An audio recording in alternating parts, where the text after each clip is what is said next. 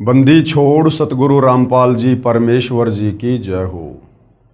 परमपिता परमात्मा सारी सृष्टि के रचनहार कुल मालिक असंख्य ब्रह्मांडों के स्वामी जगत गुरु तीनों लोकों में प्रवेश करके सबका धारण पोषण करने वाले राजाधीराज आत्माधार नाथों के नाथ देवों के देव महादेव सर्वेश्वर महेश्वर मृत्युंजय अजरो अमर आदि अनादि सनातनी प्रभु जगत पिता जगदीश्वर श्री श्री 1008 की उपाधि के वास्तविक अधिकारी अकाल मूर्त शब्द स्वरूपी राम वासुदेव सर्वगतम ब्रह्म परम पूज्य प्रथम पूज्य परम संत परम पुरुष परम धनी परम दयालु सत्य कबीर हक्का कबीर अल्लाहु कबीर अल्लाहु अकबर बाखबर अल्लाह ताला जगत के तारणहार जगत के मुक्तिदाता जगत के जगन्नाथ हारे के सहारे हिंदुओं के राम मुसलमानों के अल्लाह सिखों के वायुगुरु ईसाइयों के मसीह दया के सागर दया निधि करुणा के सागर करुणा निधि स्वयंभू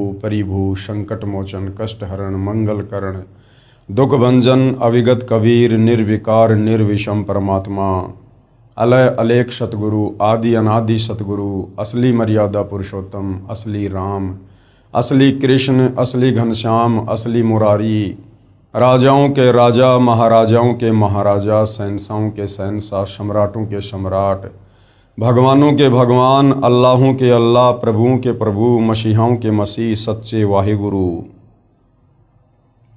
बाबाओं के बाबा पीरों के पीर सेठों के सेठ जगत सेठ सावड़सा सेठ सर्वगुण संपन्न अनंत कोटि कलाओं के स्वामी अनंत कोटि ब्रह्मांडों के नायक योगियों में महायोगी ध्यानियों में महाध्यानी सिद्धों में परम सिद्ध ज्ञानियों में तत्व ज्ञानी ब्रह्म ज्ञानी महाज्ञानी परम ज्ञानी सर्वश्रेष्ठ ज्ञानी विज्ञानी युवा कबीर समर्थ कबीर असमवात अमित ओजा सच्चे रहनुमा करीम अल्लाह सुभान अल्लाह दुनिया के अंतिम पैगंबर 8 सितंबर 1951 से गांव धनाना जिला सोनीपत हरियाणा भारतवर्ष की पावन भूमि पे प्रकट रियल कल्कि भगवान श्री नारायण साकार हरि श्री बाबा साहेब नूर अनंत परमात्मा सच्चे दरवेश सच्चे बाखबर संत श्रोमणी सतगुरु रामपाल जी परमेश्वर जी के चरण कमल में आप और हम सभी भाई बहनों का अनंत कोटि दंडवत प्रणाम।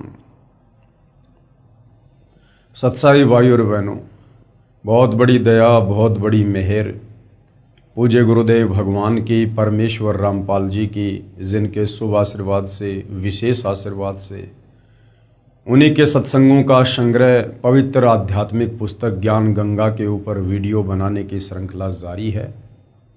इसी श्रृंखला में आज हमारा ये 37वें नंबर का वीडियो है और प्रत्येक वीडियो में भक्ति और भगवान को लेकर अध्यात्म को लेकर शास्त्र अनुकूल साधना को लेकर हमें वो तमाम जानकारियाँ नसीब हो रही हैं जिन जानकारियों को प्राप्त करने के लिए ये आत्मा युगों युगों से भटक रही है।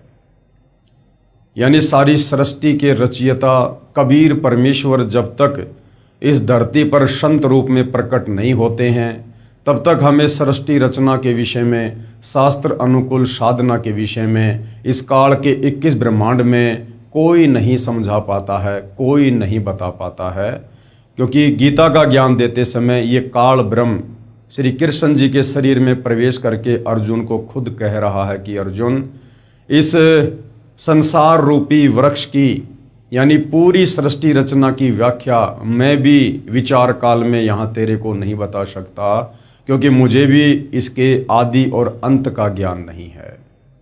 तो विचार करने की बात है, जब गीता ज्ञान दाता ब्रह्म को भी सृष्टि रचना के विषय में परमेश्वर के विषय में कंप्लीट ज्ञान नहीं है, सचखंड सतलोक जाने के मार्ग का ज्ञान नहीं है, तो भला 21 ब्रह्मांड के प्राणियों को कैसे ये सतज्ञान हो सकता है और 21 ब्रह्मांड का कोई भी प्राणी कैसे संत बनकर सतगुरु बनकर ये ज्ञान दे सकता है।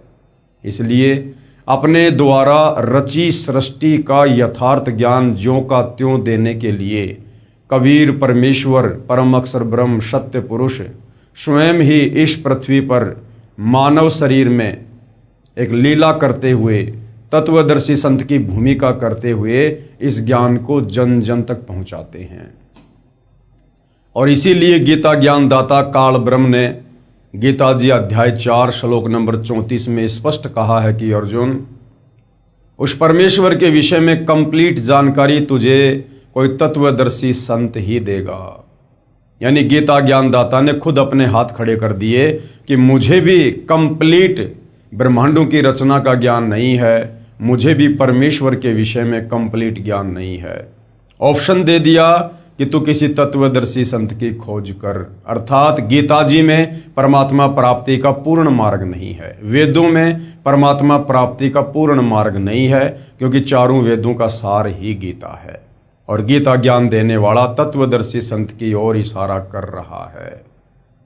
तो भाई और बहनों, आज इस भारत देश की पवित्र भूमि पर 8 सितंबर 1951 को प्रकट होकर सन 1994 से अपने यथार्थ 13वें कबीर पंथ को शुरू करके सतगुरु रामपाल जी परमेश्वर जी ने जो यथार्थ सृष्टि रचना का ज्ञान दिया है, जो उन्होंने कंप्लीट शास्त्र अनुकूल भक्ति साधना का ज्ञान दिया है, तो भाई और बहनों, ये कॉमन सेंस की बात है कि फिर सतगुरु रामपाल जी कौन है। भले दिखाई आप और हमारी तरह एक मनुष्य हैं, भले एक मानव के रूप में दिखाई दे रहे हैं, परंतु ये स्वयं साक्षात परम ब्रह्म परमेश्वर कबीर देव हैं। और जो आध्यात्मिक पुस्तक ज्ञान गंगा इन्होंने रची है, ये सर्व धर्मों के सर्व पवित्र धर्मशास्त्रों के ज्ञान से प्रमाणित है। इस पवित्र पुस्तक ज्ञान गंगा के तत्व ज्ञान में, अमृत ज्ञान में सुई की नोक रखने जितनी भी कमी किसी भी धर्म का कोई भी धर्म गुरु निकालने में सक्षम नहीं है। यानी यदि हम अपनी आत्मा का कंप्लीट मोक्ष करवा सकते हैं, कंप्लीट मोक्ष का मतलब है सदा सदा के लिए काल के 21 ब्रह्मांडों से छुटकारा, जन्म और मरण से छुटकारा, लक 84 योनियों से छुटकारा, नरक से छुटकारा, तपतशिला के कष्ट से छुटकारा। तो सिर्फ और सिर्फ सतगुरु रामपाल जी की शरण में आकर उनके द्वारा प्रदान की गई सतभक्ति को मर्यादा में रहकर करने से ही संभव है। तो भाई और बहनों, निसंदेह वर्तमान में परम पूज्य सतगुरु रामपाल जी नर रूप में साक्षात नारायण हैं और पहचान होगी उनके प्रवचन सुनने से, सत्संग सुनने से, उनके द्वारा लिखी गई पुस्तकों को पढ़ने से। क्योंकि जब तक हम किसी के बारे में पढ़ेंगे नहीं, जानेंगे नहीं, तब तक हम जाहिर सी बात है समझेंगे भी नहीं। तो ज्ञान से ही ज्ञान होता है। तो आप जी निसंदेह सतगुरु रामपाल जी के प्रवचन यूट्यूब पर जेब से मोबाइल निकाल कर सुनिए और सृष्टि रचना को सर्वप्रथम सुनिए, क्योंकि सृष्टि रचना अध्यात्म की नींव है, अध्यात्म का मूल है। सृष्टि रचना को समझे बिना हम किसी भी धर्म की छोटी सी 10 पेज की पुस्तक को भी नहीं समझ सकते। और जिस दिन आप सतगुरु रामपाल जी परमेश्वर जी के द्वारा बताई गई, समझाई गई, सर्वधर्म शास्त्रों के ज्ञान से प्रमाणित की गई सृष्टि रचना को सुनकर समझ लेंगे, विश्वास कर लेंगे, उसके बाद चारों वेद भी आपकी उंगलियों पर होंगे, पवित्र गीता आपकी जुबान पर होगी। इस तत्व ज्ञान के अभाव में जो धर्मशास्त्र आज से पहले हमारे उन संस्कृत के तथाकथित विद्वान ब्राह्मणों के लिए, गुरुजनों के लिए, पंडितों के लिए पहाड़ के समान थे, आज वो चारों वेद, गीता, कुरान शरीफ, कुरान मजीद, तौरेत, जबूर, इंजिल, बाइबल, गुरु ग्रंथ साहिब, दुनिया की कोई भी धार्मिक पुस्तक हो, वो ये तत्व ज्ञान प्राप्त होने के बाद आपकी उंगलियों पर होगी और आपके लिए प्रथम कक्षा का कायदा हो जाएगा। क्योंकि तत्व ज्ञान अध्यात्म की जड़ है, ये मास्टर की है और मास्टर की से हम कोई भी ताला खोल सकते हैं। तो भाई और बहनों, ज्ञान देने में, समझाने में, समाधान करने में सतगुरु रामपाल जी ने कोई कमी, कोई कसर नहीं रखी है। अब यदि कोई कमी रहेगी तो आप और हमारी नासमझी की रहेगी, हमारे कमजोर भक्ति संस्कारों की रहेगी, क्योंकि परमेश्वर को प्राप्त करना किसी आम प्राणी के बस की बात नहीं होती है। परमात्मा कहते हैं, सकल पदार्थ है जग माही, कर्महीन नर पावत नाही। तो जिनके माड़े कर्म होंगे, फूटे भाग होंगे, वो आत्माएं सतगुरु रामपाल जी के तत्व ज्ञान तक, उनके सत्संगों तक, उनके पुस्तकों तक नहीं पहुंच पाएंगी। यानी उन आत्माओं को अभी इस काल के लोक में युगों युगों 184 योनियों में गधे, कुत्ते, सूअर की योनियां भोगना शेष है। अभी उनका मोक्ष का समय आया नहीं है। तो भाइयों और बहनों, आज हम इस पवित्र पुस्तक ज्ञान गंगा के वीडियो नंबर 37 में जिन जिन भगत आत्माओं ने सतगुरु रामपाल जी से शरण प्राप्त करके जो अद्वितीय आध्यात्मिक और भौतिक लाभ प्राप्त किए हैं, उनकी मुंह जुबानी आत्मकथा सुनेंगे कि किस प्रकार से परमेश्वर रामपाल जी की शरण ग्रहण करने से पूर्व उनके घर में, उनके शरीर में, उनके परिवार में कहर टूट रहे थे। मृत्यु शैया पर वो परिवार पड़ा हुआ था। डॉक्टरों ने भी जवाब दे दिया था। शाणे सपाटों के पास, तांत्रिकों के पास लाखों रुपया ठगा कर भी वो किसी प्रकार की कोई राहत प्राप्त नहीं कर पा रहे थे। उनके प्रारब्ध के कांटे, उनके कर्म दंड के कांटे ज्यों के त्यों उनको चुभ रहे थे और अंत में मौत को गले लगाना ही शेष था। और जैसे ही उनको सतगुरु रामपाल जी के विषय में पता चला और उन्होंने जाकर उनके चरणों में माथा रगड़ा, उनकी शरण ग्रहण की और उनके द्वारा प्रदान की गई शास्त्र अनुकूल भक्ति शुरू की, उसी दिन से, उसी क्षण से उनके वो 3 ताप के कष्ट, वो प्रारब्ध के कांटे, पाप कर्मों के, वो निकलने शुरू हो गए। और आज वो आत्माएं हर प्रकार से आध्यात्मिक, शारीरिक और भौतिक लाभ प्राप्त कर रही हैं। तो उनमें से कुछ और आत्माएं हैं जिन्होंने अपने साक्षात्कार दिए और अन्य समाज को बताने की दृष्टि से, जगाने की दृष्टि से कि भाई यदि आप भी मेरे की तरह दुखी हैं, परेशान हैं, पीड़ित हैं, तो आप एक बार सतगुरु रामपाल जी की शरण में आइए, उनके सत्संग सुनिए, उपदेश लेकर देखिएगा। कोई पैसा, कोई चार्ज नहीं लिया जाता है, निःशुल्क दीक्षा दी जाती है।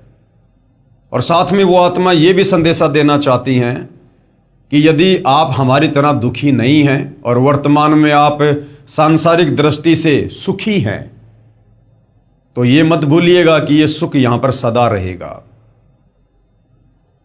आने वाले समय में, आपके भविष्य में, आपके प्रारब्ध में कितने कष्ट होंगे, कितने कांटे होंगे, आपको किन किन भयंकर परेशानियों का सामना करना पड़ सकता है, ये आपको नहीं पता होता है। इसलिए समय रहते सतगुरु रामपाल जी के ज्ञान को सुनकर, तत्व ज्ञान से परिचित होकर आप तुरंत उनकी शरण को स्वीकार कीजिए, अन्यथा ये काल का लोक है। अभी आप काल के भयंकर षड्यंत्र से परिचित नहीं हैं। आदरणीय नानक जी कहते हैं कि ना जाने काल की कर डारे और किस विध डल जा पाशावे, और जिना दे सरते मौत खुड़क दी उनानो केड़ा हंसावे। तो एक क्षण में ना जाने यहां क्या से क्या हो जाए, और आने वाले समय में तो निश्चित ऐसा ही होगा, क्योंकि हम युग परिवर्तन की दहलीज पर खड़े हैं। 2028 युग परिवर्तन का निर्धारित समय है और युग परिवर्तन प्रकृति का अटल नियम है। और जब जब धरती पर युग परिवर्तन होता है या हुआ है, बेतहाशा जन धन की हानि होती है और हुई है और आने वाले समय में भी होगी। तो उस दौर में स्वयं को और अपने परिवार को यदि आप सुरक्षित रखना चाहते हैं, तो आपने समय पूर्व सतगुरु रामपाल जी के ज्ञान को सुनकर उनकी शरण ग्रहण करनी पड़ेगी। दूसरा कोई विकल्प, कोई ऑप्शन नहीं है। और जितना लेट आओगे उतना ही पछताओगे, उतने ही रोओगे। लेट आने वाले की परमेश्वर के दरबार में लेट ही सुनवाई होती है। तो ये भाई बहन क्या कुछ अपनी आत्मकथा के माध्यम से समाज को समझाना चाहते हैं, सुनिएगा। पवित्र पुस्तक ज्ञान गंगा। भटके हुए भगत हनुमत दास को पुनः संभालना। सतगुरु रामपाल जी महाराज जी की असीम कृपा। मुझदास का नाम भगत हनुमत दास, निवासी ग्राम हिनोद, तहसील जैसी नगर, जिला सागर, मध्य प्रदेश है। मेरे जीवन में बंदी छोड़ सतगुरु रामपाल जी महाराज जी के आशीर्वाद से हुए चमत्कार को कुछ शब्दों में व्यक्त करने की कोशिश करना चाहता हूं। यानी परमेश्वर की महिमा को और परमेश्वर के उपकार को जीव कभी भी शब्दों में बयान नहीं कर सकता। सात समुद्र की मशी करूं, लेखनी करूं बनराय, और शब्द धरती का कागज करूं, पर सतगुरु के गुण लिखे न जाए। सतगुरु यानी परमेश्वर, परमात्मा। लेकिन कोशिश है कि जो जो लाभ हमें हुए हैं, जितना हम सतगुरु को आंशिक रूप से जान पाए हैं, उस विषय में भगत समाज को बताना हमारा कर्तव्य है, ताकि धरती पर प्रकट परमेश्वर की शरण में आकर आप और हमारे की तरह अन्य पीड़ित आत्माएं भी कुछ राहत प्राप्त कर सकें और अपनी आत्मा का कल्याण करवा सकें। मैंने जुलाई 2014 में नाम दीक्षा ली थी तथा बरवाला आश्रम में सतगुरुदेव जी से आशीर्वाद भी प्राप्त किया था। परंतु 18 नवंबर 2014 को बरवाला कांड हो जाने से भक्ति सुचारू रूप से नहीं कर पाया और भक्ति छोड़कर आन उपासना करने लगा। यानी भगत हनुमत दास जी 2014 बरवाला कांड के बाद सतगुरु रामपाल जी की शरण को त्याग कर अन्य पारंपरिक पूजाएं करने लगे। उसके पश्चात जब सतगुरुदेव जी के आदेश अनुसार मेरे जिले में ही आश्रम खुल गया और कुछ समय के बाद दास को भी आश्रम की जानकारी मिली, तो दास ने आश्रम जाकर पुनः भक्ति प्रारंभ की, यानी अपना नाम फिर से शुद्ध करवाया। लेकिन नाम दीक्षा लेने से पहले जो नियम बताए जाते हैं, जैसे नशा नहीं करना, जुआ ताश नहीं खेलना, मांस नहीं खाना, आन उपासना नहीं करना, यानी अन्य देवी देवताओं की फिर पूजा नहीं करना, भ्रष्टाचार नहीं करना इत्यादि नियमों का पालन सही ढंग से नहीं कर रहा था, जिसकी वजह से दास को एक लाइलाज बीमारी हो गई, जिसका नाम है एप्लाटिक एनीमिया। एक ऐसी बीमारी होती है जिसमें मरीज के शरीर में ब्लड यानी खून बनना ही बंद हो जाता है और ब्लड ट्रांसफर करवाना पड़ता है, यानी दूसरे से खून लेना पड़ता है बार बार। मतलब ब्लड की बोतल लगवानी पड़ती है और जैसे ही ब्लड खत्म होता है उसे फिर ब्लड चढ़वाना पड़ता है। जब तक शरीर में ब्लड रहता है तब तक तो मरीज स्वस्थ रहता है, और जैसे ही ब्लड खत्म हो जाता या बहुत कम बचता तो फिर अस्पताल में एडमिट करवाना पड़ता था। जिस प्रकार गाड़ी में पेट्रोल या डीजल है तो गाड़ी चलेगी, अगर ख़त्म होने वाला है या ख़त्म हो गया तो गाड़ी नहीं चलेगी। ऐसी हालत भगत हनुमत दास की उस समय हुई जब इन्होंने सतगुरु रामपाल जी को भक्ति को त्याग दिया और दोबारा इन्होंने उपदेश भी लिया, लेकिन ये अच्छे से मर्यादाओं का निर्वाह नहीं कर पाए, मर्यादाओं में रहकर भक्ति नहीं कर पाए। सतगुरु रामपाल जी महाराज अपने सत्संग में बताते हैं, जब लग हंसा हमरी आना, काल लगे नहीं तेरा वाणा। यानी जब तक भगत मेरी आन कान यानी मर्यादा में रहेगा, तब तक काल का किसी भी प्रकार का दाव, कोई भी षड्यंत्र उस भगत के ऊपर काम नहीं कर सकता।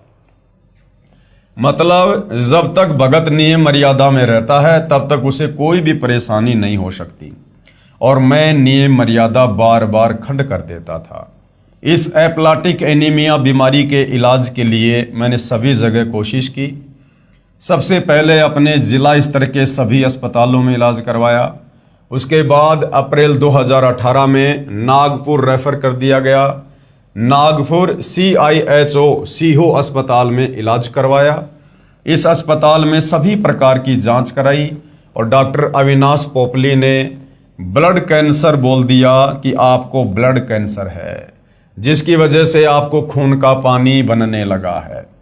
उसके बाद हम लोग घर आ गए और 18 मई 2018 को फिर ब्लड कम हो जाने की वजह से नागपुर गए और इसी दिल बोन मेरो टेस्ट की रिपोर्ट आई, जिससे परमात्मा सतगुरु रामपाल जी महाराज की दया से ब्लड कैंसर नहीं आया।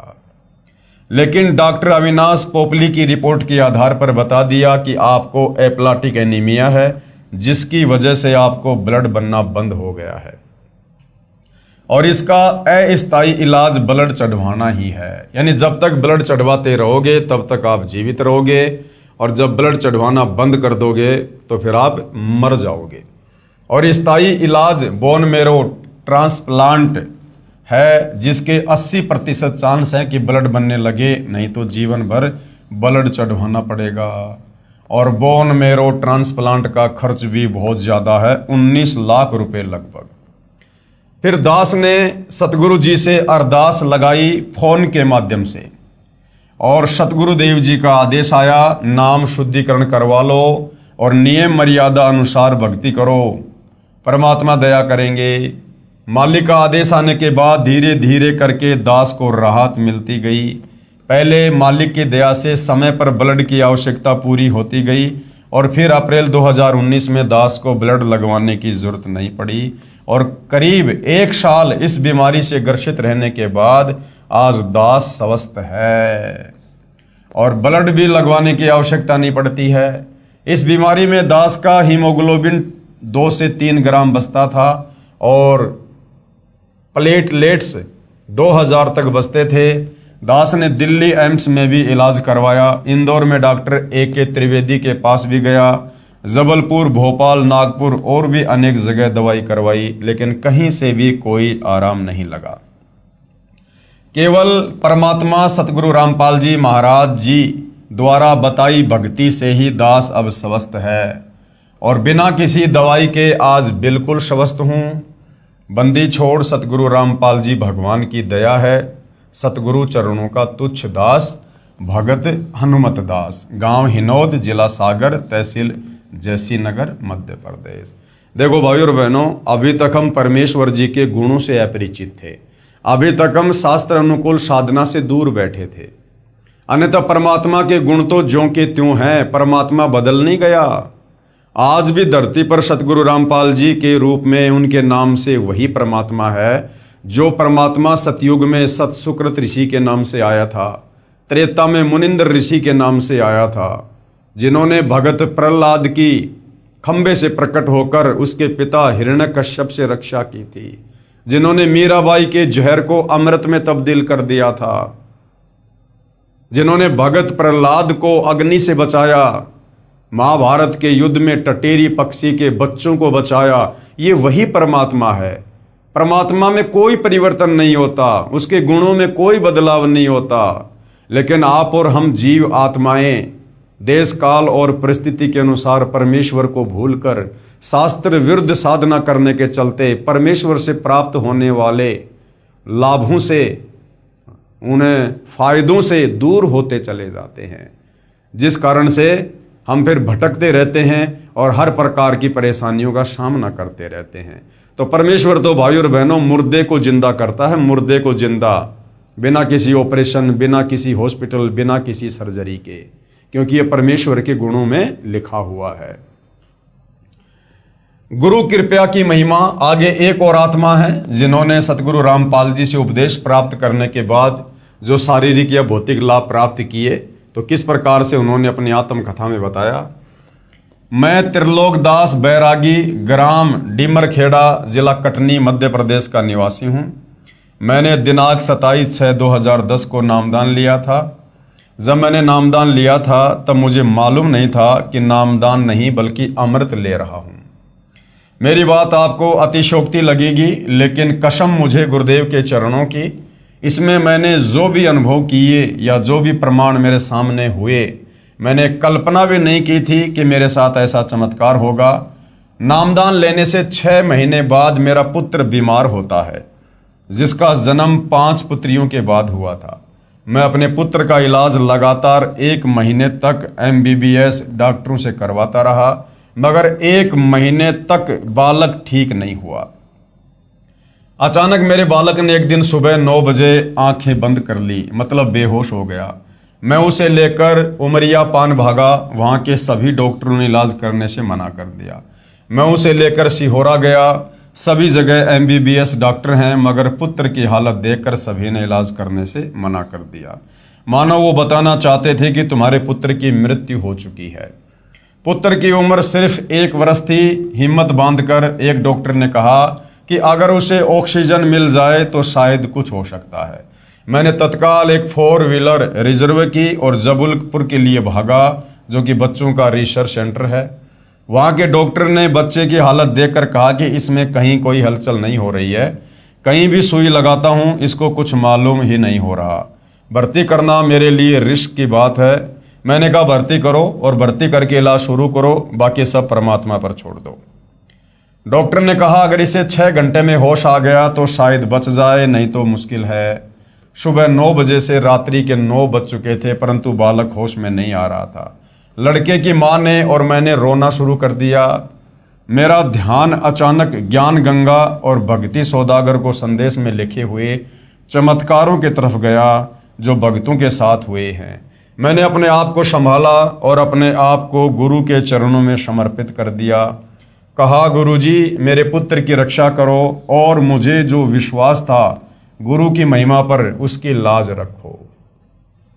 2-3 बातें भाई और बहनों, जो भगत भाई बहन अच्छे से गुरु जी के ज्ञान को ना समझ पाने के कारण गलतियां कर देते हैं। भगत जी कह रहे हैं कि अपने पुत्र की ऐसी हालत देखकर मैं और मेरी भगतमती रोने लग गए। भाई और बहनों, इसका मतलब हमारे अंदर भी बहुत कमजोरियां हैं। अभी हम विष्णु जी के सतोगुण के प्रभाव से बाहर नहीं हैं, दूर नहीं हैं। जबकि नाम दीक्षा लेने के 2 से 3 वर्ष बाद इन तीनों गुणों का प्रभाव, रजगुण ब्रह्मा, सतगुण विष्णु, तमगुण शंकर का प्रभाव बिल्कुल शून्य मात्र हो जाना चाहिए। हमें ये ज्ञान हो जाना चाहिए कि हमारा यहाँ कोई बेटा बेटी, माता पिता, भाई बंधु, रिश्तेदार, पति पत्नी नहीं है। हम सब यहाँ पर सतलोक में की गई गलती की सजा भोग रहे हैं और इस काल ने हमारे को यहाँ पर कर्म बंधनों में बांधते हुए, ऋण संबंधों में बांधते हुए हमें यहाँ एक दूसरे के साथ बेटा बेटी के रिश्ते में, माता पिता के रिश्ते में, पति पत्नी के रिश्ते में जकड़ रखा है, बांध रखा है। और सतगुरु हमें जो तत्व ज्ञान देते हैं वो इसीलिए देते हैं कि हम इन ऋण संबंधों से, इन कर्म बंधनों से कुछ ढीले हो जाएं, कुछ दूर हटना शुरू हो, कुछ राहत प्राप्त करें और अपना मूल जो मकसद है उसको समझें कि यहां मेरा कोई परिवार नहीं है, मेरा असली परिवार सतलोक में है। मेरे असली बेटा बेटी यदि कहीं हैं तो सतलोक में हैं। और यदि हम सतगुरु से उपदेश लेकर, दिन रात उनके प्रवचन सुनकर, और यदि यही इस काल की गंदी व्यवस्था में ही अगर इसी प्रकार से मरते रहे, घुटते रहे, मेरा मेरी, तेरा तेरी के चक्करों में बंधे रहे, जरा सी किसी को परेशानी आ गई आंखों से आंसू निकालते रहे, तो भाई और बहनों फिर हम किस दिन सतलोक जाने की तैयारी करेंगे। ऐसी स्थिति जिस दिन आप सतलोक जाने की तैयारी करोगे उससे 2 घंटे पहले ये काल आपके पोते के साथ, आपकी पोती के साथ या आपके बेटा बेटी के साथ में फिर से घटित कर देगा, फिर उनको बीमार कर देगा, कोई एक्सीडेंट हो जाएगा, फिर आपका ध्यान वहीं लग जाएगा, आप तो रोना धोना शुरू कर दोगे, उन्हीं के चक्कर में चिंतित हो जाओगे। और मालिक कहते हैं कि अंत समय में शरीर छोड़ते वक्त जहां आपकी आस्था होगी, जहां आपका ध्यान होगा, वहीं आपको पुनः जन्म लेना होगा। तो भगत जी जिस प्रकार की बातें अपने इंटरव्यू में कह रहे हैं, जो उनके साथ में घटित हुआ, ये भगत की अभी नादानी है, ज्ञान की कमी है।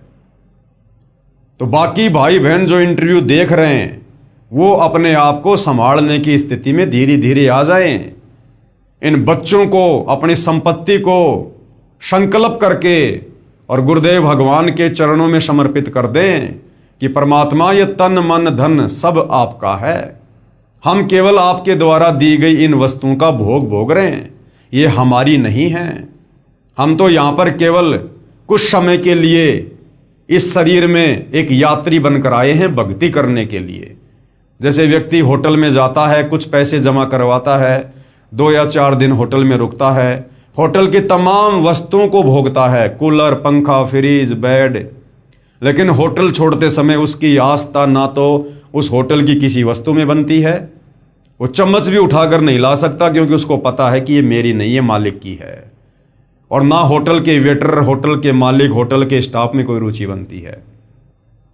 तो इसी प्रकार हमारा जो घर है वो एक होटल है, और जो भी सुविधा हमें प्राप्त हैं वो परमेश्वर के द्वारा दी गई हैं, और जो भी हमारे परिवार के सदस्य हैं वो होटल के स्टाफ मेंबर हैं। और जिस दिन ये जीव आत्मा शरीर छोड़कर जाएगी, यानी होटल छोड़कर जाएगी ये शरीर, उस दिन हमारी रुचि नहीं बननी चाहिए किसी भी वस्तु में। हमारा मूल मालिक, हमारा मूल घर सतलोक है। तो भाइयों और बहनों, यदि हम इस प्रकार की कमजोरियां भक्ति करते करते अगर इस प्रकार से दिखाते रहे तो अंत समय में हमारी बात बिगड़ सकती है, क्योंकि जब तक हम इस काल के लोक में रहेंगे, काल इस प्रकार के झटके मारता रहेगा, और सतगुरु भी इस प्रकार के झटकों से अपने भगत की परीक्षा लेता रहेगा। दूसरा, आगे फिर भगत जी ने कहा, मैंने अपने आप को संभाला और अपने आप को गुरु के चरणों में समर्पित कर दिया। यदि हम पहले से गुरु जी के चरणों में समर्पित होते, ज्ञान को आधार बनाकर भक्ति कर रहे होते, मर्यादा में होते, तो परमेश्वर उस परिवार पर जरा सी भी आपत्ति नहीं आने देते। इस भगत के बच्चे के साथ में इस प्रकार की घटना घटित नहीं हो सकती थी। अगर माता पिता अगर पूर्ण मर्यादा में है तो बच्चा यदि 3 साल से कम उम्र का है, और यदि माता या पिता ने नाम दीक्षा ले रखी है, और यदि पूर्ण मर्यादा में है, तो उनके बच्चों के ऊपर किसी प्रकार की कोई आपत्ति परमात्मा नहीं आने देता। यह उनका वचन है। ऐसे बहुत सारे उदाहरण आपको संगत में देखने को मिलेंगे। तो भगत जी कहते हैं कि बाद में मैंने परमात्मा के चरणों में स्वयं को समर्पित किया और कहा, गुरुजी मेरे पुत्र की रक्षा करो, और मुझे जो विश्वास था गुरु की महिमा पर, उसकी लाज रखो। ये भी भगत की कमजोरी है। हमने कोई एग्रीमेंट नहीं कर रखा भगवान के साथ कि भगवान हमें सुख देगा, मेरे बेटे को ठीक रखेगा तो मैं भक्ति करूंगा। भक्ति स्वयं की आत्मा के कल्याण के लिए की जाती है, बेटा बेटी की अच्छी कामना के लिए नहीं की जाती है। बेटा बेटी के अपने संस्कार हैं, वो अलग आत्मा हैं। हम इस जन्म में भले ही माता पिता बेटा बेटी के संबंधों में हैं, क्या पता पिछले जन्म में वो बेटा बेटी आपके घोर शत्रु थे। गुरुदेव ने तो स्पष्ट कर रखा है कि हमारे घर में जो बेटा बेटी आते हैं वो कौन हैं, या तो पिछले जन्म में हम उनके दुश्मन थे, या वो हमारे दुश्मन थे जो इस जन्म में अपना लेन देन पूरा करने के लिए आए हैं। तो पिछले जन्मों में तो हम उनसे इतना द्वेष करते थे, इतनी दुश्मनी थी हमारी, एक दूसरे की शक्ल देखना भी हम पसंद नहीं करते थे, और इस जन्म में वो बेटा बेटी बन के आ गए, और काल ने विष्णु के शतोगुण से हमें आपस में बांध दिया मोह ममता में। अब हम उनके बिना रह नहीं सकते, जी नहीं सकते। तो तत्व ज्ञान देकर सतगुरु हमें यही तो षड्यंत्र समझाने आते हैं कि तुम ये गलती मत करो कि ये मेरा बेटा है, ये मेरी बेटी है। कब किसका जीवन शेष है, कब किसका जीवन अंत होगा, ये परमात्मा ने निर्धारित कर रखा है। और परमेश्वर की उस लेखनी में किसी भी प्रकार की हेराफेरी करना या उसमें कोई छेड़छाड़ करना, यह परमेश्वर के विधान के विपरीत है, भगत दोषी बनता है। हमने केवल उतना ही करना है जितना गुरुदेव ने हमें बता दिया। भाई ये मर्यादा है, ये भक्ति है, और आपने इस प्रकार से भक्ति मार्ग पर चलना है। बाकी काम उस परमेश्वर का है। फिर वो किसको बचाएगा, किसको मारेगा, अच्छा होगा या बुरा होगा। अगर हम मर्यादा में हैं, भक्ति कर रहे हैं, तो हमारी बुराई में भी हमारी अच्छाई है, भले वो 10 साल बाद हमें जाकर पता चले। तो यहां पर यह कहना कि गुरुजी आप मेरे विश्वास को बना के रखो, मैंने आपके ऊपर जो विश्वास किया उसकी लाज रखो, यह भी भगत की कमजोरी है। अंतर्यामी को बताने की जरूरत नहीं पड़ती है।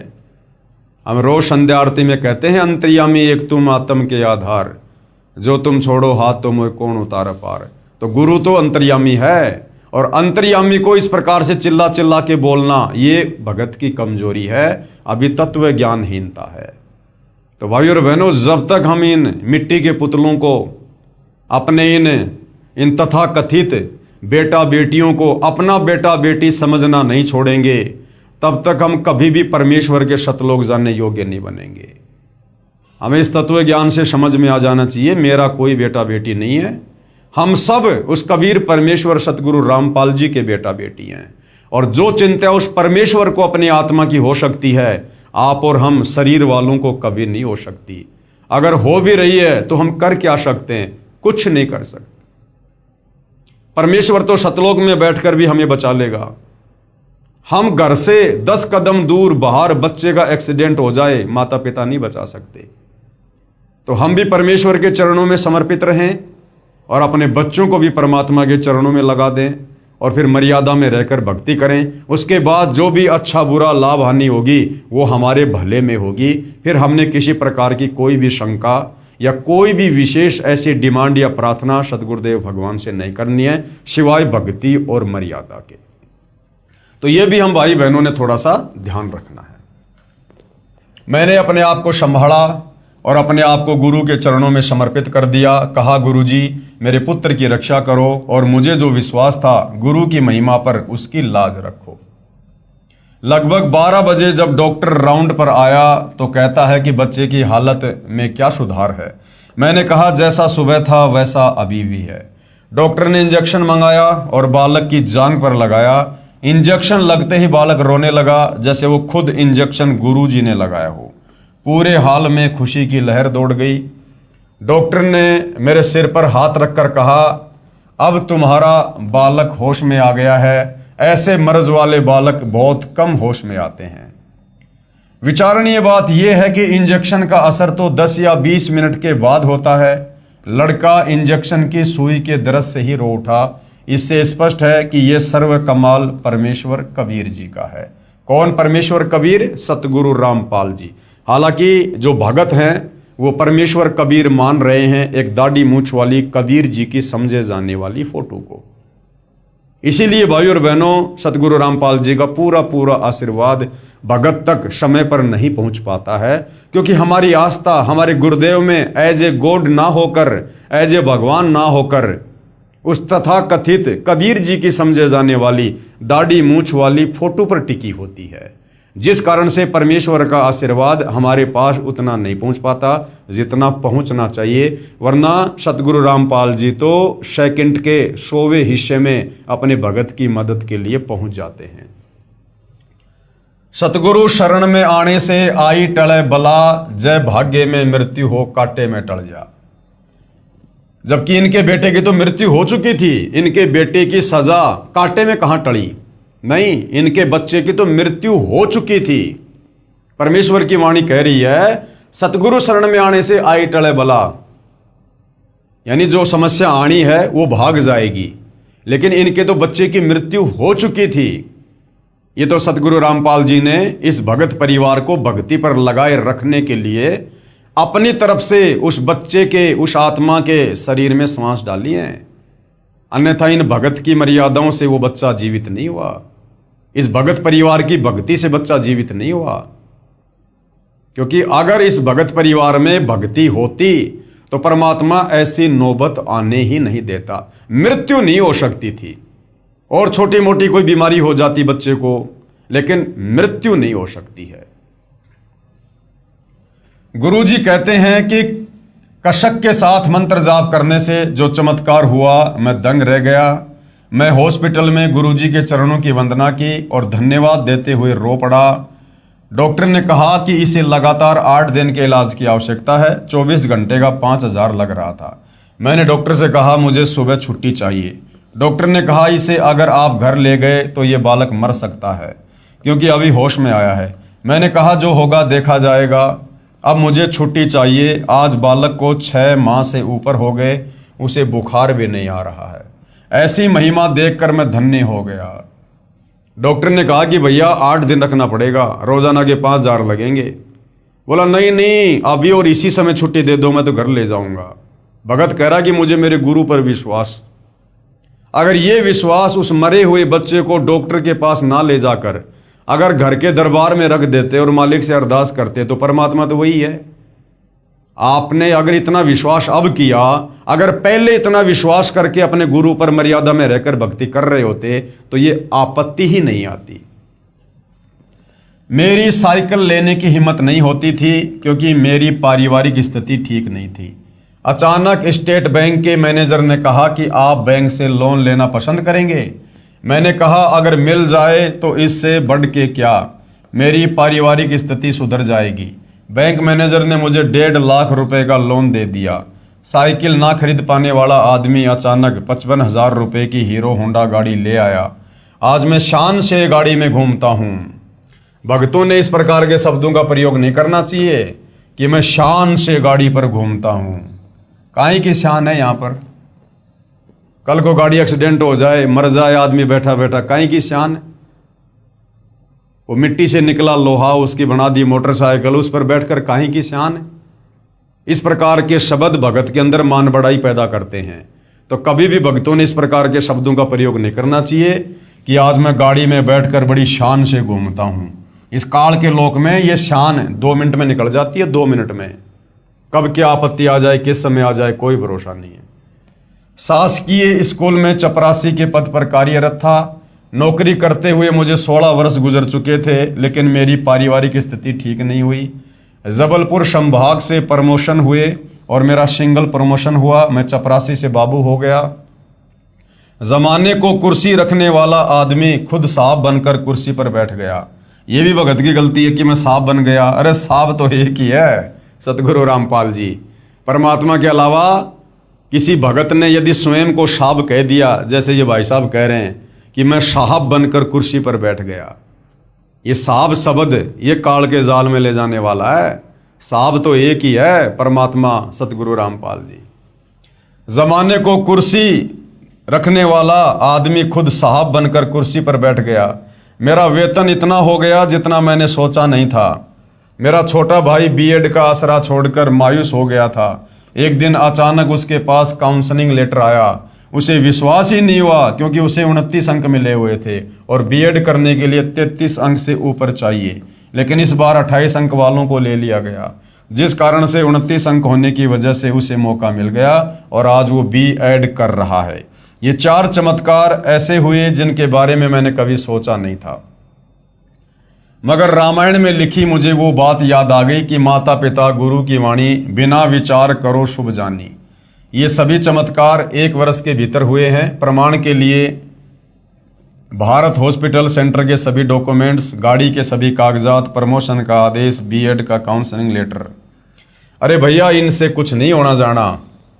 सबसे बड़ा चमत्कार उस दिन समझना जिस दिन इस काल के लोग से अपना टंटा समाप्त हो जाए, जन्म मरण के रोग से मुक्त हो जाएं। जिस दिन गुरुजी विमान में बैठाकर सतलोक छोड़ दें, उस दिन को सबसे बड़ा चमत्कारिक दिन बोलना। ये बाकी तो छोटे मोटे सुख हैं झूठे काल के, कुछ लेना देना नहीं है। और यहां जो एक बात भगत जी ने कही है भाई और बहनों, देखो ये भगत के अपने विचार हैं। किसी भगत के विचारों को सुनकर उनके ऊपर आंख बंद करके चलना ये गुरु मर्यादाओं के खिलाफ है। भगत कह रहा है कि मुझे रामायण की चौपाई याद आ गई कि माता पिता और गुरु की वाणी बिना विचार करो शुभ जानी। यानी माँ बाप और गुरु जी की वाणी पर, उनकी बातों पर बिना सोच विचार किए अमल करना चाहिए, बिल्कुल नहीं। गुरु की वाणी पर भी गुरु ने कहा है कि बुद्धि विवेक लगाना चाहिए। जैसे गुरु जी ने बताया कि एक संत ने एक समय अपने भक्तों को पहले तो ज्ञान दिया कि गुरु जी की आज्ञा की अवहेलना नहीं करनी चाहिए, घोर नरक में जाता है। तुरंत बाद गुरु जी ने कहा कि अपने पैर का जूता निकालो, मेरे सर में मारो। ये गुरु जी की वाणी थी, गुरु जी का आदेश था। तो क्या इस रामायण की चौपाई के अनुसार बिना सोचे समझे गुरु की उस वाणी का पालन करना चाहिए? अपने गुरु के सिर में जूते मारने चाहिए? नहीं। विशेष परिस्थिति में गुरु जी की वाणियां जो गुरु जी के ही ज्ञान के विपरीत हों, उनके ऊपर भगत ने विवेक लगाना चाहिए कि ये तेरी परीक्षा है। हाँ, बाकी जैसे गुरु ने भक्ति आदेश दे दिया, मर्यादा बता दी, उन बातों पर हमने आंख बंद करके ब्लाइंड फेथ करना है। और दूसरा, माता पिता। माता पिता कौन होते हैं भाई? वो भी आप और हमारे जैसे 2 कोटि के जीव हैं। और जीव तो कभी भी गलती कर सकता है। जीव की बुद्धि वो थोड़ी है जो परमेश्वर हमें जो समाधान देगा। तो माँ बाप की प्रत्येक बात पर आंख बंद करके विश्वास नहीं करना चाहिए। माता पिता की बातों पर सामाजिक दृष्टिकोण को देखते हुए हमने उसके बाद ही विचार करना चाहिए कि ये मेरे हित में है या नहीं है, माता पिता की बात मेरे भले में है या नहीं है। माता पिता अगर काल प्रेरित हैं और काल तुम्हें माता पिता के माध्यम से अपने षड्यंत्र में फांसना चाहता है, तुम कैसे भगत होने के बावजूद माता पिता की प्रत्येक बात को आंख बंद करके तुम वो कर लोगे? नहीं कर सकते। इस सतभक्ति मार्ग में नहीं कर सकते, सतगुरु रामपाल जी के भगत होकर नहीं कर सकते। माता पिता की या किसी भी की उन्हीं बातों पर हम विश्वास करेंगे जो बातें हमारे गुरुदेव के सत्संगों के अनुसार होंगी। और गुरु की बातें यदि गुरु जी के सत्संगों के अकॉर्डिंग हैं तो आंख बंद करके विश्वास करेंगे। और अगर गुरु की बातें, गुरु की वाणी गुरु जी के सत्संगों के विरुद्ध है हमारी परीक्षा के लिए, तो फिर हमने बुद्धि विवेक का इस्तेमाल करना चाहिए। तो बहुत सारी बातें हैं भाई और बहनों, हमने निष्कर्ष निकालते हुए आगे बढ़ना चाहिए। ये सभी चमत्कार नामदान लेने के 6 माह बाद मुझे हुए, लेकिन सिर्फ नामदान लेने से फायदा नहीं होता, बल्कि गुरु के बताए मार्ग पर चलना पड़ता है।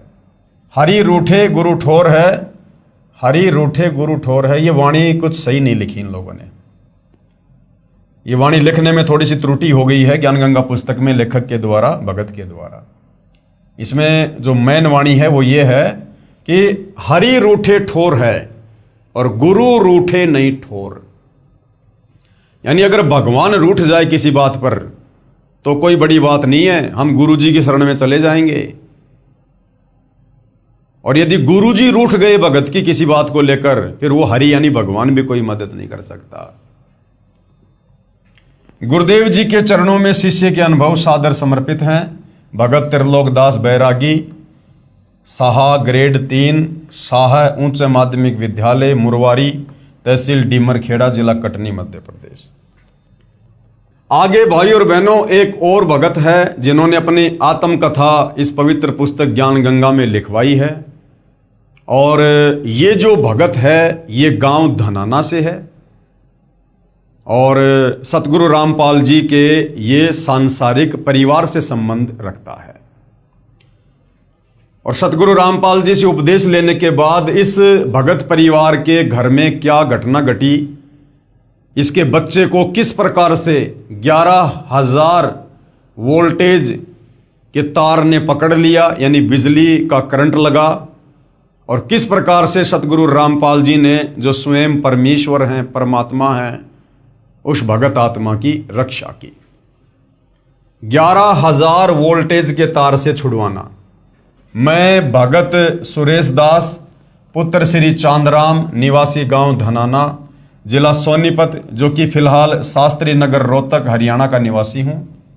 सतगुरु जी से नाम उपदेश लेने से पहले मेरे घर की आर्थिक स्थिति बहुत कमजोर थी। परिवार का कोई भी ऐसा सदस्य नहीं था जो कि कभी बीमार ना रहता हो। मेरी पत्नी को भूत प्रेत बहुत ही ज़्यादा परेशान करते थे। इतना कष्ट रहने के बावजूद हम देवी देवताओं की बहुत पूजा करते थे तथा मेरी हनुमान जी में बहुत ज़्यादा आस्था थी। लेकिन घर में संकट पर संकट आते जा रहे थे, किसी भी काम में बरकत नहीं हो रही थी। पूर्ण परमात्मा सतगुरु रामपाल जी महाराज जी मेरे परिवार के होने के कारण हम उनको पूर्ण परमात्मा नहीं मान पाए। ये सतगुरु रामपाल जी के सांसारिक दृष्टि से चाचा जी का लड़का है सुरेश दास। तो कह रहा कि भगवान हमारे घर में आए हुए पूर्ण परमात्मा, लेकिन हम उनको पहचान नहीं पाए, जिसका खामियाजा हमें कई वर्षों तक झेलना पड़ा। तभी क्या हुआ, तभी गांव सिंहपुरा निवासी भगत विकास ने मुझे बताया कि आपके घर में कौन आए हुए हैं? पूर्ण परमात्मा जगत गुरु रामपाल जी महाराज आए हुए हैं और आप कहाँ सोए पड़े हो। तो मैंने कहा कि काल ने हमें कष्ट ही इतना दे रखा है कि हमें वहाँ के बारे में जानने का टाइम ही नहीं मिला। सारा समय डॉक्टरों के चक्कर काटने में चला जाता है। सकल पदार्थ है जग माही, भाग बिना नर पावत नाही। दुनिया हजारों सैकड़ों किलोमीटरों से चलकर आकर सतगुरु रामपाल जी से आध्यात्मिक और भौतिक लाभ प्राप्त कर रही है। और सतगुरु रामपाल जी के सांसारिक दृष्टि से जो परिवार वाले हैं, रिश्तेदार हैं, वो उनको ना पहचान पाने के चलते डॉक्टरों के चक्कर काट रहे हैं। वो कहते हैं ना कि घर का जोगी जोगना, बाहर का जोगी सिद्ध। और हरियाणा में कहावत है कि दीपक तले हमेशा अंधेरा रहता है। तो वो कहानी भगत सुरेश दास जी के साथ घटित हो रही थी। ऊपर से आर्थिक तंगी भी बहुत रहती है। उस भगत ने मुझे काफ़ी समझाया। पूर्ण परमात्मा की ऐसी दया हुई कि मैं सतगुरु रामपाल जी महाराज से नाम उपदेश लेने के लिए अक्टूबर 2010 में सतलोक आश्रम बरवाड़ा में पहुंचा। नाम उपदेश लेने के बाद सतगुरु जी ने अपना दया का पिटारा खोल दिया और मुझे वो सुख अनुभव होने लगे जिनका वर्णन इस जुबान से कर पाना बहुत मुश्किल है। मेरी पत्नी को भूत प्रेत सता रहे थे। सतगुरुदेव जी की दया से अब वह पूर्ण रूप से ठीक है। 7 सितंबर 2011 को मेरा लड़का मोहित 12 साल, जो कि मेरे कहने पर मिस्त्री को बुलाने के लिए गया था, मेरा लड़का मिस्त्री के मकान की छत पर चढ़ गया तथा छज्जे पर चला गया। छज्जे के साथ ऊपर 11,000 वोल्टेज के बिजली के तार थे। लड़के तथा तारों के बीच में केवल 1 फीट की दूरी थी। जब वह उनके नजदीक गया तो तारों ने लड़के को खींच लिया और लड़के के सिर पर तार चिपक गया। 11,000 वोल्टेज की बिजली अगर किसी को पकड़ ले, भाई और बहनों, बचना बिल्कुल नामुमकिन। तथा 1 इंच गहरा घुस गया। तार लड़के की खोपड़ी में 1 इंच गहरा घुस गया। वह मुंह जल गया और बिजली सारे शरीर में प्रवेश करके पैर के अंगूठे की हड्डी को तोड़कर निकलने लगी। उसी समय सतगुरु रामपाल जी महाराज आकाश मार्ग से आए तथा मेरे लड़के को बहुत ही चमकदार तेजोमय शरीर सहित दिखाई दिए, जैसे हजारों ट्यूबों का प्रकाश हो रहा हो। उन्होंने लड़के का हाथ पकड़कर बिजली से छुड़ाकर छज्जे पर लिटा दिया। फिर लड़के की सतगुरु जी से बहुत बातें हुई तथा जब सतगुरु जी जाने लगे तो लड़के ने पूछा कि गुरु जी कहाँ जा रहे हो? तो गुरु जी ने कहा कि बेटा मैं तेरे साथ हूं, तू घबरा मत।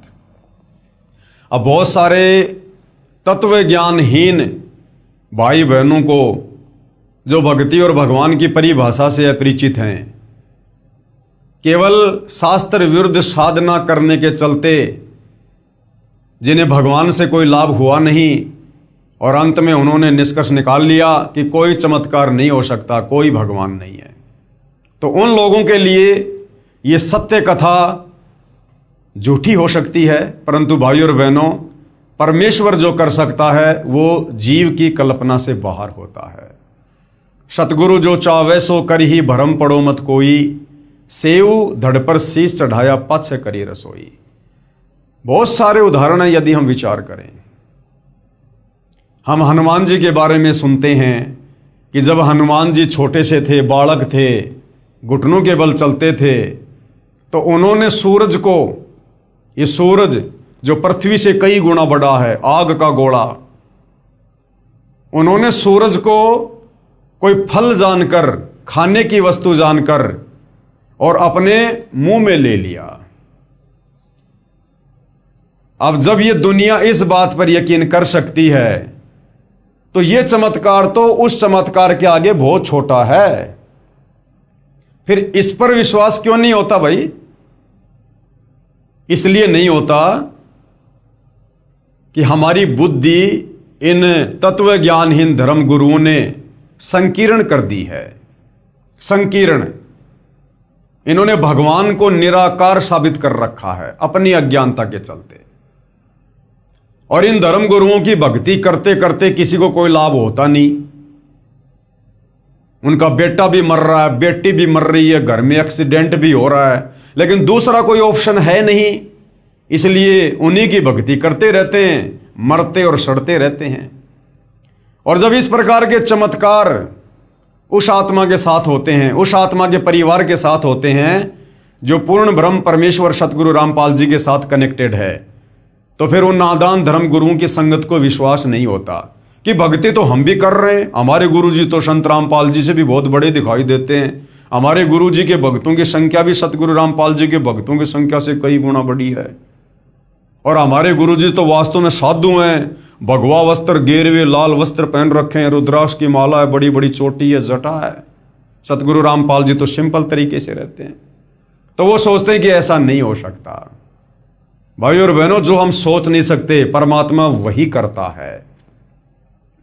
जहां इंसान की बुद्धि काम करना बंद कर देती है, वहां से परमात्मा का कार्य शुरू होता है। उस परमेश्वर ने मीराबाई के जहर को अमृत बना दिया, तो क्या नहीं कर सकता वो परमात्मा। जो परमात्मा भगत प्रहलाद को बचाने के लिए खंबे में प्रकट हो सकता है, उसको आकाश मार्ग से आने में क्या दिक्कत है। हम हनुमान जी की लीलाओं पर शंका क्यों नहीं करते। एक आदमी, एक व्यक्ति जो त्रेता युग में आया, जन्मा, अंजनी के गर्भ से जन्मा, वो इतने लंबे चौड़े समुद्र को कैसे आकाश मार्ग से पार कर देगा। यदि हम उनकी बातों पर विश्वास कर सकते हैं, रामायण की बातों पर विश्वास कर सकते हैं, तो फिर हम सतगुरु रामपाल जी के द्वारा जो चमत्कार उनके भक्तों के साथ किए जा रहे हैं, हम उन पर विश्वास क्यों नहीं कर सकते। क्योंकि अभी हम सतगुरु रामपाल जी की शरण से दूर हैं, और ये मन उन बातों की तरफ इंसान को ज्यादा लेकर जाता है जिनकी कथा सुनने से, जिनकी महिमा करने से हमें कोई लाभ ना हो। दुनिया रामायण का पाठ करती है, हनुमान श्री राम की कथा सुनती है, लाभ 0%, क्योंकि वो कथाएं हमें लाभ नहीं दे सकती। वो भगवान समर्थ नहीं है। उनके जीवन काल में जो चमत्कार हम मानते हैं कि उन्होंने किए, वो चमत्कार उन्होंने नहीं किए। वो चमत्कार भी पूर्ण ब्रह्म परमेश्वर कबीर देव, जो वर्तमान में सतगुरु रामपाल जी के नाम से धरती पर प्रकट हैं, इन्होंने किए, और महिमा हो गई उनकी, नाम हो गया उनका। हनुमान जी इतने समर्थ नहीं थे कि वो छलांग लगाकर और श्रीलंका चले जाएं। ये चमत्कार भी कबीर परमेश्वर जी के आशीर्वाद से, उनकी शक्ति से हुआ। हनुमान जी इतने सामर्थ्यवान नहीं थे कि वो द्रोणागिरी पहाड़ को, जो कई कई किलोमीटर में था, अरबों खरबों टन वजन था, उसको उठाकर लंका ले जाएंगे आकाश मार्ग से। नहीं, जब आप शास्त्र अनुकूल साधना करने लगेंगे, सतगुरु रामपाल जी के द्वारा बताई गई सत्यनारायण कथा को सुनेंगे, 5वें वेद सूक्ष्म वेद की वाणियों को सुनेंगे, समझेंगे, तब आपको पता चलेगा वो पहाड़ उठाने वाला कार्य भी हनुमान ने नहीं, बल्कि हनुमान जी के रूप में कबीर परमेश्वर सतगुरु रामपाल जी ने किया। अब ये आपको विश्वास होना मुश्किल है कि ये तो पागल आदमी है। बाबा रामपाल जी तो अभी 1951 में धरती पे आए हैं। ये तो गांव धनाना के हैं। कहाँ त्रेता युग, लाखों साल पहले, क्या डींग मार रहे हैं। तो भाई और बहनों, ये बातें आपको उस समय तक डींग लगेंगी जब तक आप सतगुरु रामपाल जी के सत्संग सुनना शुरू नहीं करेंगे। अन्यथा ये सत्यनारायण कथा है, अमर कथा है, और ये कोई बड़ी बात नहीं है। ये 11,000 वोल्टेज के तार से आकाश मार्ग से आकर सतगुरु रामपाल जी के द्वारा अपने भगत को बचाना, ये तो कुछ भी नहीं है उनके लिए। ऊंट के मुंह में जीरे के बराबर भी नहीं है, कुछ नहीं है। वो परमेश्वर तो एक क्षण में, एक सेकंड में शतलोक से चलकर और पूरी पृथ्वी को परमेश्वर अपने आधे बाल के ऊपर धारण कर सकता है। एक सेकंड में परमात्मा पूरी सृष्टि को नष्ट कर सकता है, क्षण भर में, और उसी क्षण परमेश्वर सबको पुनर्जीवित कर दे यथावत स्थिति में, जो जहां जैसी स्थिति में था, जहां काम कर रहा था, और लोगों को पता भी ना चले। और ऐसा परमेश्वर ने कई बार किया है, कई बार। हम कथाओं में पढ़ते हैं, गुरुदेव ने बताया, एक भगत था, वो 7 कोस ऊंचे पहाड़ पर रहा करता था, साधना करता था। एक दिन तबीयत खराब हो गई और नीचे तालाब था, वहां तक चल के वो मुंह धोने आता था। उस दिन नहीं आ पाया, तबीयत ज्यादा खराब थी, और सोचा भगवान आज मैं मेरा नित्य नियम कैसे करूंगा। दुखी हुआ। परमेश्वर ने पूरी पृथ्वी पर इतनी भयंकर बारिश की, पूरी पृथ्वी डूब गई। 7 कोस ऊंचे पहाड़ पर पानी चढ़ा। उस भगत ने मुंह धोया, फिर चारों तरफ देखा, हे भगवान मेरे लिए पूरा संसार डुबो दिया, पूरी सृष्टि नष्ट हो गई, ये पाप कहाँ लेकर जाऊंगा। रो रो कर भगवान से प्रार्थना की। उसी समय परमात्मा ने क्षण भर में सृष्टि एज इट इज ऐसे कैसे कर दी। जो खेत में काम कर रहा है वो खेत में कर रहा है, जो कंप्यूटर पर काम कर रहा है वो कंप्यूटर चला रहा है, उसको पता ही नहीं क्या हो गया था। तो भाई और बहनों, अभी हम परमेश्वर की महिमा से, उसके गुणों से, उनके सत कथाओं से दूर हैं, क्योंकि ये नादान धर्मगुरु हमें केवल दंत कथाओं पर टिकाए हुए थे। और हमने उन दंत कथाओं को सत्य कथा मानकर जीवन में धारण किया हुआ था, जिसे ना तो कोई लाभ हो पा रहा था, ना हमारे विचारों में कोई बदलाव आ पा रहा था। जो कि त्यों सारे उल्टे कर्म करते थे हम। चोरी, जारी, नशाखोरी, मांसाहार, गंदी नज़र, काला बाजारी, रिश्वतखोरी, मिलावट और अपने आप को सुप्रीम भगत भी समझा करते थे। लगा के लंबा सा टीका, सुबह बजा के घंटा मंदिर में अपने काम पे जाते थे, वहाँ दुनिया के चालान रिश्वत ले लेके काटा करते थे और अपने आप को भगत भी कहा करते थे। तो भाई और बहनों, वास्तव में भगत क्या है, भक्ति क्या है, ये तो अब सतगुरु रामपाल जी की शरण में आने के बाद पता चलता है। तो ये कोई बड़ी बात नहीं है। ऐसे ऐसे चमत्कार तो सतगुरु रामपाल जी ने अपनी संगत में हजारों के साथ कर रखे हैं, हजारों के साथ। उस समय मेरे लड़के मोहित की माता जी भी वहीं पर थी। उसने ये दृश्य अपनी आंखों से देखा तथा वह बहुत घबरा गई, क्योंकि लड़के के शरीर से बिजली की लपटें निकल रही थी। उसके बाद हम लड़के को पीजीआई रोहतक हॉस्पिटल में लेकर गए। वहाँ पर भी लड़के को गुरुजी दिखाई दिए। वह मेरे लड़के ने कहा कि गुरुजी मेरे साथ हैं, आप घबराओ मत। यदि आज हम गुरुजी की शरण में नहीं होते तो हमारा लड़का आज जिंदा नहीं होता, तथा मेरी पत्नी को भी प्रेत मार डालते। हम उजड़ने से बच गए, ये सतगुरु रामपाल जी महाराज जी की ही दया है। सर्व पाठकों से प्रार्थना है कि मेरी सत्य कथा को पढ़कर आप जी भी सतगुरु रामपाल जी महाराज जी की शरण में आकर अपना समय रहते कल्याण कराओ, तथा प्रारब्ध यानी भाग्य में लिखे कर्मों के कारण जो घटनाएं घटित होती हैं उनसे पूर्ण रूप से बचोगे। सतगुरु रामपाल जी महाराज के सत्संग वचनों में मैंने सुना था कि पूर्ण परमात्मा कबीर जी बंदी छोड़ हमारे सर्व पापों को नाश कर देते हैं। ऐसा ही प्रमाण ऋग्वेद मंडल 10 सूक्त 161 मंत्र 2 में तथा मंडल 9 सूक्त 80 मंत्र 2 में भी लिखा है कि यदि किसी रोगी की प्राण शक्ति क्षीण हो चुकी है तथा उसकी आयु भी शेष ना रही हो तो उसके प्राणों की रक्षा करूं तथा उसे 100 वर्ष आयु प्रदान करूं, अर्थात उसकी आयु बढ़ाकर साधक को सर्व सुख प्रदान करता है। अब भाई और बहनों, दास ने 2-3 बार इसी पुस्तक में इसी बात को ये कहते हुए कि वे परमात्मा अपने भगत की आयु बढ़ा देता है, 100 वर्ष की उम्र प्रदान करता है, तो दास ने जो है ऋग्वेद की जगह यजुर्वेद बोल दिया। गलती से दास ने ऋग्वेद की जगह पहले कुछ एक वीडियो में इसी ज्ञान गंगा पुस्तक पर जो वीडियो बन रहे हैं उसमें ऋग्वेद की जगह दास ने यजुर्वेद बोल दिया था। तो उसके लिए दास आप भाई बहनों से माफ़ी चाहता है, आप जी उसमें सुधार जो है वो कर लेना। सज्जनों, सतगुरु रामपाल जी महाराज ने अपने अमृत वचनों में ये भी बताया है कि प्रत्येक प्राणी अपने किए कर्मों के अनुसार ही सुख व दुख प्राप्त करता है। दुख तो पाप कर्मों का फल है तथा सुख पुण्य कर्मों का फल है। अभी तक सर्व संत आचार्य गुरु यही कहते रहे कि जो प्रारब्ध यानी जो भाग्य कर्म का भोग है वह तो प्राणी को भोग कर ही समाप्त करना पड़ता है।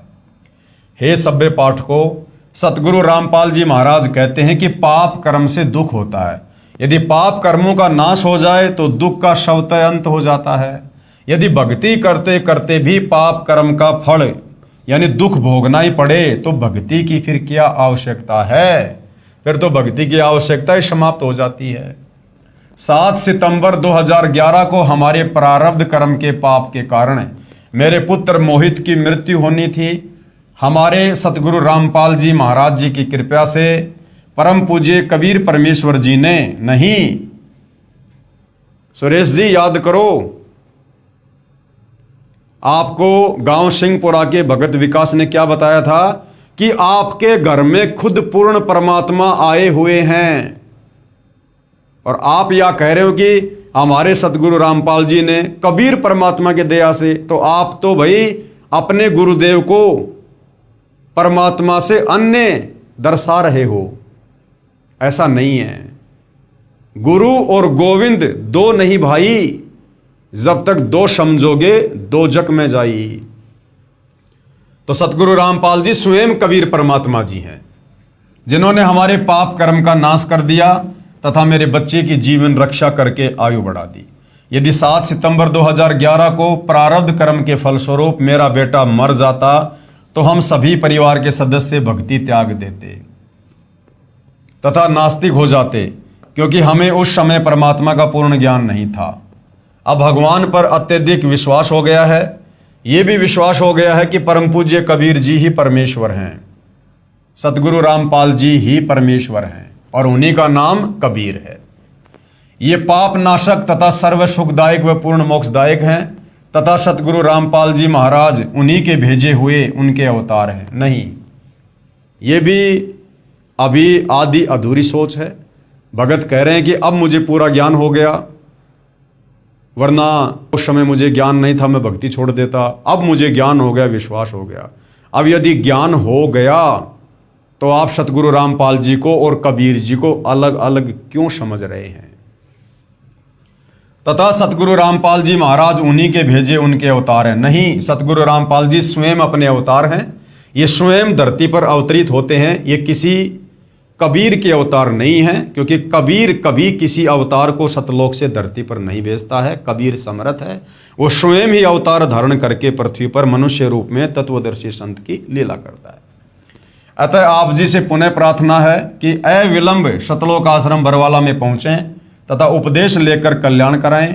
आप जी से प्रार्थना करने का मेरा उद्देश्य यह है कि मेरे जैसे दुखिया बहुत हैं, मेरी उपरोक्त आत्मकथा को पढ़कर विचार करके वे भी मेरे की तरह संकटों का निवारण करा सकेंगे तथा सुखी हो सकेंगे। ये संसार समझदा नाही, कहंदा शाम दोपहरे नू, गरीब दास ये वक्त जात है, फिर रोगे इस पैरे नू। प्रार्थी हैं भगत सुरेश दास पुत्र श्री चांदराम, शास्त्री नगर, हिसार बाईपास, रोहतक। ये इनके मोबाइल नंबर हैं। अगर किसी को किसी प्रकार की कोई शंका है तो इनसे संपर्क किया जा सकता है। सत कबीर साहिब जी की दया, बंदी छोड़ सतगुरु रामपाल जी महाराज जी की जय।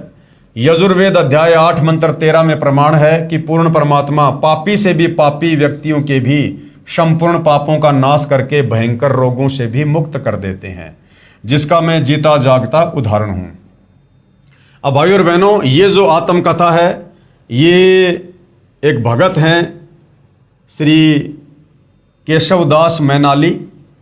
इनकी आत्मकथा को क्या कुछ इन्होंने लिखा है, क्या कुछ भगत समाज को बताया है, क्या कुछ कष्ट और परेशानियां इस परिवार के ऊपर थी, इस भगत के ऊपर थी, और किस प्रकार सतगुरु रामपाल जी की शरण में आने के बाद ये इन तमाम प्रकार के कष्टों से मुक्त हुए। फिर उन्होंने अपनी आत्मकथा इस पवित्र पुस्तक ज्ञान गंगा में लिखवाई। इस पर भाई और बहनों हम नेक्स्ट वीडियो में जिक्र करेंगे। और आप जो भाई बहन इस पवित्र पुस्तक ज्ञान गंगा के ऊपर बन रहे वीडियो देख रहे हैं और अभी तक आप सतगुरु रामपाल जी की शरण में नहीं हैं, तो आप जी से प्रार्थना करेंगे कि आप जी अति शीघ्र सतगुरु रामपाल जी के ज्ञान को समझकर अपनी आत्मा के कल्याणार्थ हेतु उनसे उपदेश प्राप्त करें। उपदेश प्राप्त करने के लिए वर्तमान में आप जी सतलोक आश्रम धनाना जा सकते हैं, जहाँ पर सतगुरु रामपाल जी स्वयं विराजमान हैं। मैं मई 2026 की बात कर रहा हूँ। आगे वे कहाँ विराजमान होंगे इसके विषय में अभी कुछ नहीं कह सकता। संपर्क कैसे करें उसके लिए आप जी गूगल पर सतलोक आश्रम धनाना के मोबाइल नंबर सर्च कर सकते हैं। साथ में वेबसाइट है www.jagatgururampalji.org। आप इस वेबसाइट पर जाकर भी जहाँ जहाँ नामदान की जो प्रक्रिया है जारी है, कहाँ से आप नाम दीक्षा प्राप्त कर सकते हैं, आप संपर्क करके जानकारी ले सकते हैं। तो भाई और बहनों, अविलंब सतगुरु रामपाल जी के चरणों में आइए, अपने आप को समर्पित कीजिए और जैसा पूज्य गुरुदेव भगवान हमें भक्ति के लिए निर्देशित करें वैसी आप जी भक्ति कीजिए, क्योंकि आने वाला समय 2028 युग परिवर्तन का निर्धारित समय है। जितना लेट आओगे उतना ज़्यादा पछताओगे। ये समय सदा ऐसा नहीं रहेगा जैसा वर्तमान में आप जी समझ रहे होंगे। तो भाई और बहनों, आज के इस एपिसोड में केवल इतना ही। कल फिर परमेश्वर की सेवा में हाजिर होंगे। तब तक गुरुदेव भगवान हम सबको आज्ञा दें, आशीर्वाद दें, सद्बुद्धि दें, हमारा मार्गदर्शन करें। बंदी छोड़ सतगुरु रामपाल जी परमेश्वर जी की जय हो।